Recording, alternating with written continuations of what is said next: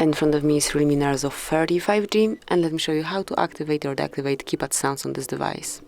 So at first, let's enroll the list of all apps, go to settings then, and locate sound and vibration. Then scroll down and pick more sounds and haptics.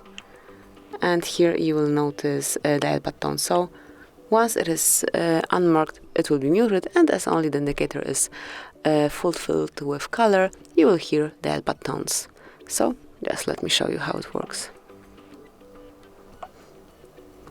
You can hear them clearly. So that would be all. This is it. Thank you for watching. Please subscribe our channel and leave the thumbs up.